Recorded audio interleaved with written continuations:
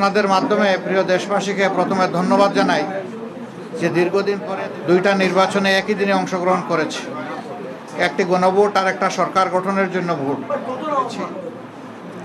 সংস্কারের জন্য যে গণভোট ছিল সেই গণভোটের পক্ষে হা ভোট বেশি পড়েছে।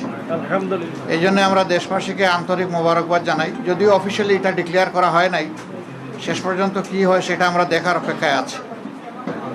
আর সরকার গঠনের জন্য যে নির্বাচন হয়েছে সেখানে মূল প্রতিদ্বন্দ্বিতা ছিল মূলত দুইটা জোটের মাঝেই বলতে হবে। আমরা অংশগ্রহণ করেছি। নির্বাচনের প্রক্রিয়া যখন শুরু হয়েছে তখন থেকে শুরু করে আমরা আমাদের কার্যক্রম চালিয়েছি।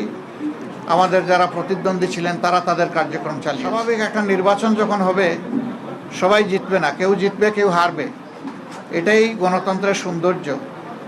আমাদের দেশে কিছু সংস্কৃতি আছে, আমরা এই সংস্কৃতিকে পাল্টানোর পক্ষে। তবে আমাদের কিছু অবজারভেশন আছে, সেই অবজারভেশনগুলো আমরা জাতির সামনে তুলে ধরার পক্ষে, যাতে ভবিষ্যতে একই অন্যায়ের বা সীমালঙ্ঘনের পুনরাবৃত্তি না ঘটে। বেশ কিছু ঘটনা ঘটেছে, আমরা এগুলা কম্পাইল করছি।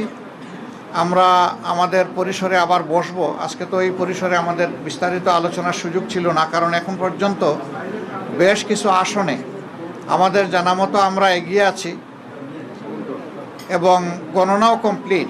যারা রিটার্নিং অফিসার আছেন তারা ঘোষণা দিচ্ছেন না, ঝুলিয়ে রেখেছেন। তা আমরা বুঝতে পারছি না এটা কেন। মাঝখানে আবার ওয়েবসাইটে হঠাৎ করে দেখা গেল যে কে কতটা আসন পেয়েছে সেইটা দেওয়া হলো, মাঝখান থেকে উদাও হয়ে গেল, আবার নাই। আমাদের লোকদেরকে বসিয়ে রাখা হলো দীর্ঘ সময়।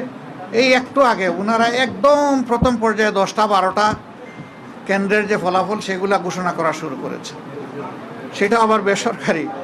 তো আমরা সব মিলেই এখন আপনাদের সামনে পূর্ণাঙ্গ কোনো বক্তব্য দিতে পারছি না বলে আমরা দুঃখিত।